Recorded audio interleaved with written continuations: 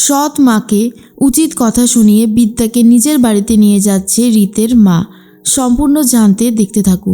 গল্পের শুরুতেই আমরা দেখতে পারি রাজরিত যাকে ভালোবাসে তাকেই বিয়ে করতে চায়, আর সেটা হলো প্রফেসর বিবি। এর মধ্যেই রাজদেব চ্যাটার্জি প্রফেসর বিবির সাথে কথা বলতে থাকে আর বলে, আপনাকে আমার খুব একটা সুবিধের লাগছে না। কে হন বলুন তো? আপনি কি সত্যি কাশ্যপ বাবুর মেয়ে?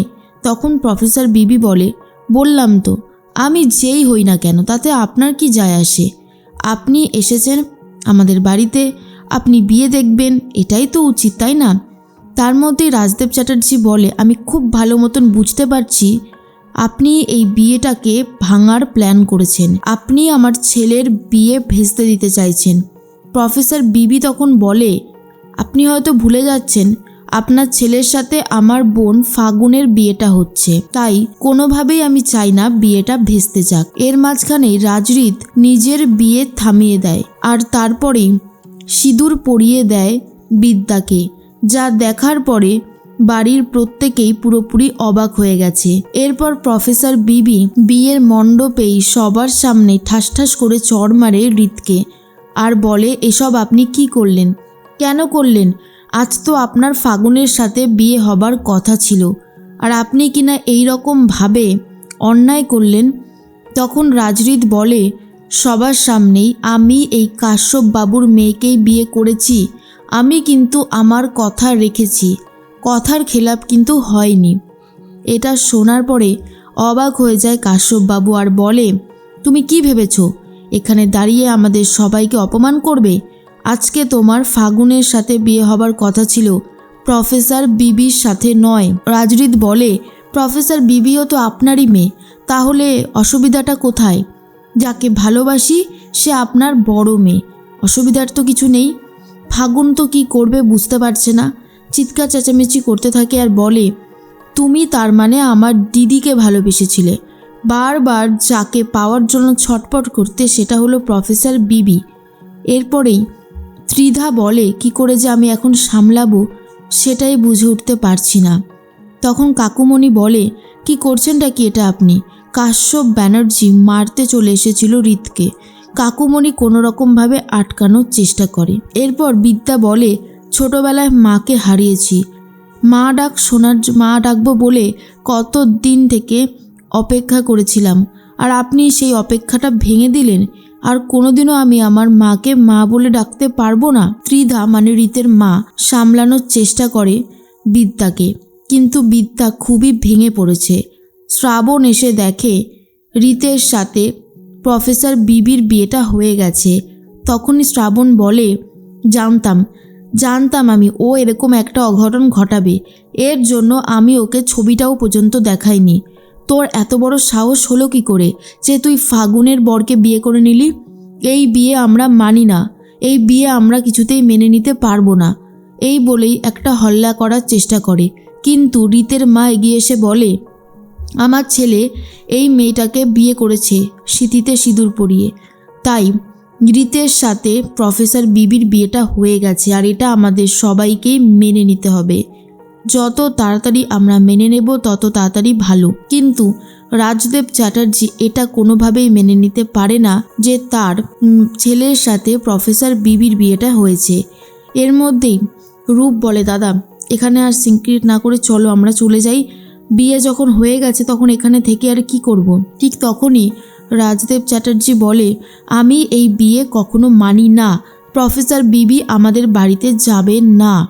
তখন ত্রিধা বলে, কেন যাবে না? কারণ রাজরিত তো ওকেই বিয়েটা করেছে, আর বিয়ে যখন একবার হয়ে গেছে তখন তো এই বিয়ে ভাঙার কোনো প্রশ্নই আসে না। এখানে আমার ছেলের মঙ্গল অমঙ্গল বলেও তো একটা ব্যাপার আছে। কাকিমণি বুঝতে পারে যে কথাটা ভেবেছিল সেটাই হয়েছে। আসলে রাজরিত এতটাই বেশি ভালোবাসে প্রফেসর বিবিকে যে প্রফেসর বিবি ছাড়া অন্য কাউকে বিয়ে করার কথা রাজরিত ভাবতেও পর্যন্ত পারেনি। এর মধ্যেই দেখা যায় ত্রিধা বুঝতে পেরে যায় যে রাজদেব চ্যাটার্জি প্রচণ্ড রেগে যাচ্ছে, তাই যত তাড়াতাড়ি সম্ভব বিদ্যাকে নিয়ে রীতকে নিয়ে এখান থেকে চলে যেতে হবে।